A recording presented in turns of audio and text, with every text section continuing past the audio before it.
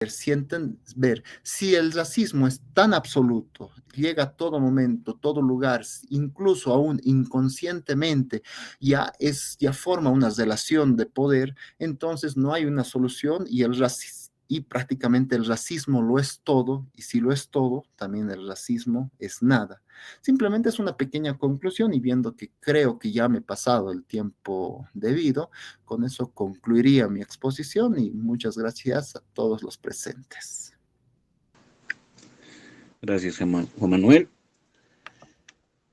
Sí, la exposición ha estado bastante lúcida, ha dado algunos atisbos de cómo es que se desarrolla y se relaciona este tema del racismo y también cuáles son las consecuencias desde la vista de la razón o incluso desde lo que es nuestra carrera, cómo es que se puede manifestar.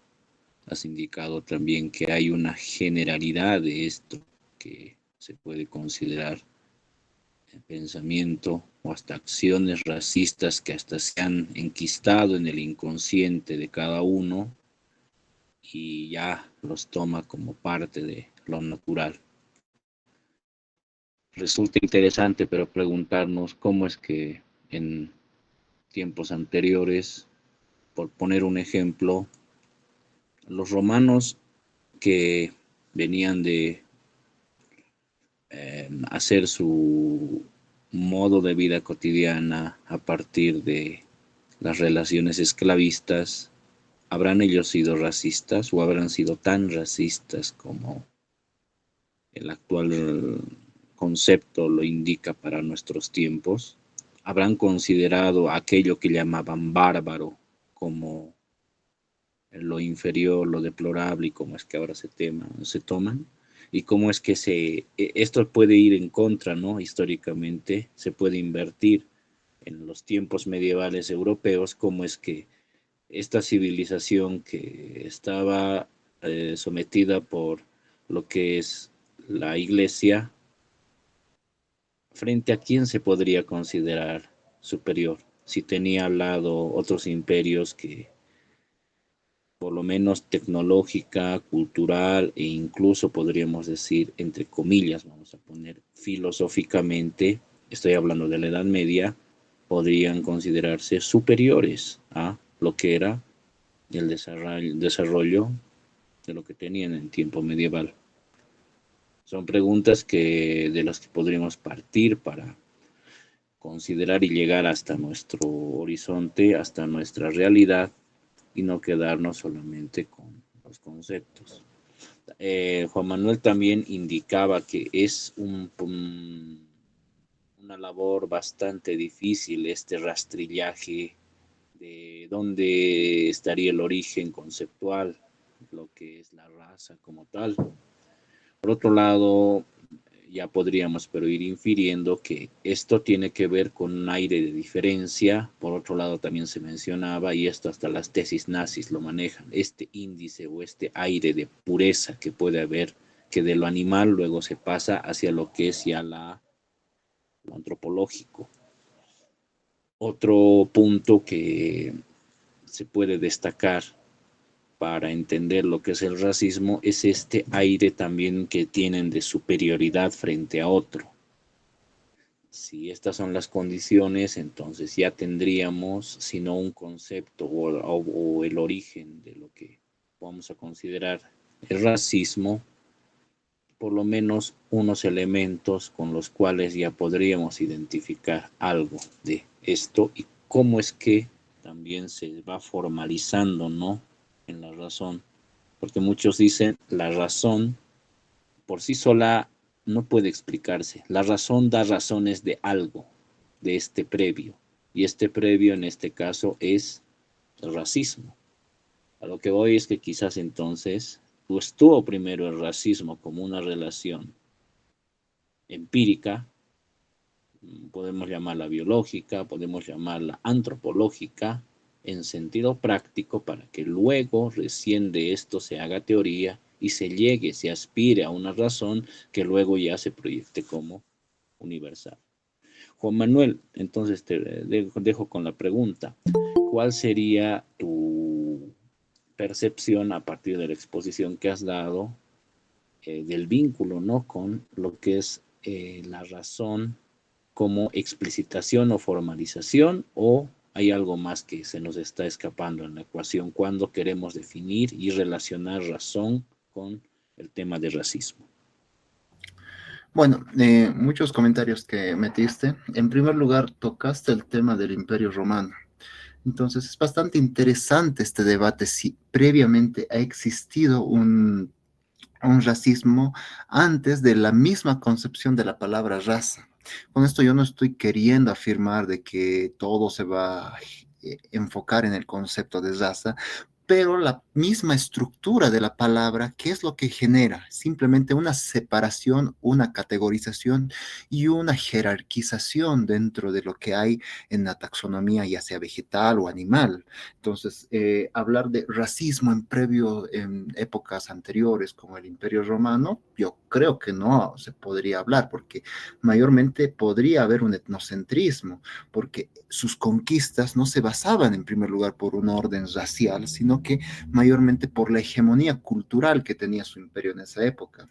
Ahora, en el caso de la Iglesia Católica también, que es el previo antes de esto, yo tampoco podría entender que habría un racismo, porque la confrontación más general que ha habido dentro del seno de la Iglesia ha estado con lo judío, y dentro de esta disputa, el eje central, por ejemplo, no era el tema de su condición étnica ni el color de su piel, sino que era específicamente su afirmación o su análisis teológico que hacían sobre Dios. Entonces, yo entiendo que en estos periodos anteriores obviamente había conflictos, había conquistas, colonizaciones, pero no se podría hablar de un racismo como el concepto que a día de hoy entendemos como ese fenómeno sistémico que hace creer, es la creencia de una diversidad étnica superior a otra. Entonces, en eso en primer lugar.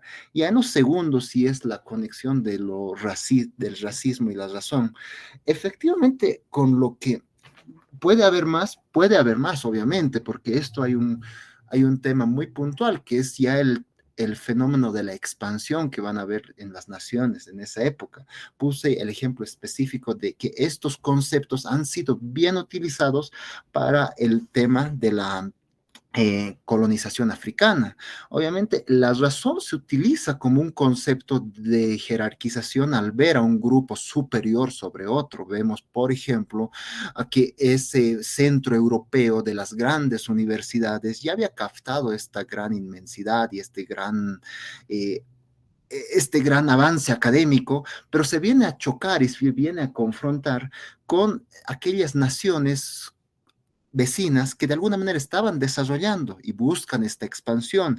Y para la búsqueda de esta expansión ya no pueden apelar a principios éticos como lo hacían en la época metafísica, sino mayormente a principios prácticos. Un ejemplo esencial que para mí siempre lo repito y es el caso de Jules Ferry, este gobernante, primer ministro francés del 1830, y que en su segunda gestión prácticamente es el que impulsa este proceso de colonización, es el primer, este tiene en sus discursos frases bastante categóricas en las que dice que es un deber, y es un deber moral de aquellas naciones ya desarrolladas, civilizar a aquel subdesarrollado, entre paréntesis, aquel africano incivilizado, es un deber, es una condición, la razón le obliga, es algo imperante que te vuelve algo necesario para que vayas a conquistar a estos pueblos y de alguna manera los sometas bajo tu orden territorial. Entonces, hay una instrumentalización de la razón del racismo a partir de este proceso en donde se empieza a dar este valor académico. Por eso también hice mucho énfasis en el concepto de lo académico, porque lo académico es lo principal que en primer lugar en esa época va a tratar de fundamentar todo el arquetipo que van a utilizar las naciones para sus expansiones, una justificación que ya no está guiada por un Dios, por una metafísica, sino está guiada por el avance científico, está guiada por el progreso tecnológico. Sí, muy bien. Entonces, para dar democracia a la palabra, compañeros, Quien alza la mano puede hacer un comentario o una pregunta acerca del tema que nos ha expuesto Juan Manuel. Adelante.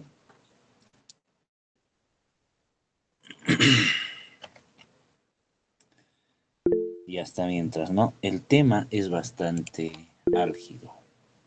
¿Sí? Adelante. Está alzando la mano. Adelante, Anatoly.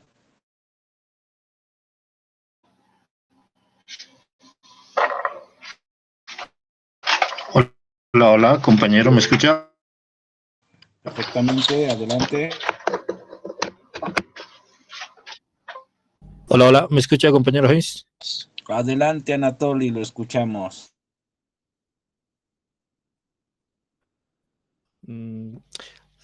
Solo quería comentar que el día de hoy pasó algo interesante en la en la proclamación del señor Evo Morales en Cochabamba. Una avioneta que no se sabe de dónde salió lanzó propaganda de Andrónico Rodríguez sobre la concentración que tenía Evo Morales. Cito esto porque es un ejemplo de digamos, la manera en que ciertos grupos de la sociedad boliviana, muchos de ellos acaudalados, ven la relación que existe entre los llamados individuos originarios de Bolivia y lo que ellos consideran la ciudadanía. Digo esto porque, de acuerdo a la tesis del señor José Carlos Montenegro, toda esta realidad, toda esta situación actual es una herencia de ese pasado colonial. Personalmente no puedo evidenciar cuál ha sido la relación precisa entre los conquistadores españoles y los originarios en su momento. Hay varias versiones, el señor de las casas tiene la suya, hay la visión hispanista que dice que lo que hicieron fue casi que hacernos un favor al venir a este lado del mundo. Sin embargo, las relaciones sociales que perviven hasta el día de hoy son la evidencia palpable de cuál es la situación o cuál fue la situación de ese tiempo. Y es que solo hace falta ver el periodo de la señora Áñez, un año que fue muy breve, pero muy intenso, en el cual las escalas de valores sobre lo que es la sociedad se invirtieron nuevamente, retrotrayéndonos a la década del 90. Una vez más, existía una pequeña élite que dominaba al país y curiosamente tenía esa similitud. Ustedes recordarán el gabinete que tenía la señora Áñez. Teníamos hombres encorbatados, típicamente europeos, y no es una cuestión despectiva, es un hecho empírico. El hecho de que no pueda existir un diálogo a nivel de ideas entre grupos sociales, entre castas en el país, solo es una evidencia más de que el país, de alguna forma, es lo que decía el autor de Pueblo Enfermo, ¿no?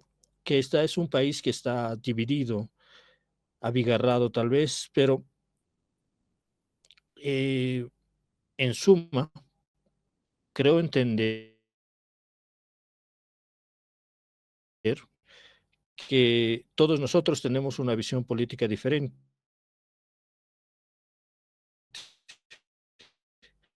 En algún momento, todos nosotros tal vez militemos en una... Lo de la avioneta en cuestión me parece muy precisa de lo que se entiende como la mentalidad del pueblo y lo que la mentalidad de los pequeños grupos asumen que eh, el elector es simplemente alguien al cual se le puede convencer por las palabras o por las ideas y no existe ningún otro vínculo identitario más. Eso me parece una, una omisión muy importante. Muchas gracias. A ti, Anatoly. Bien. José y luego Gerardo. Adelante.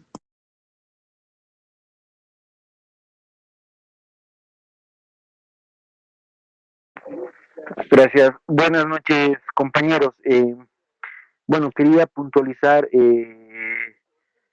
bueno, el, primero la imagen que mostró Juan Manuel de García Linera cuando le hicieron esa entrevista y que dice que se fue a una casa eh, en Achumani, donde es un poco más barato, es mejor por la cantidad de libros. Bueno, él también habla de un discurso de racismo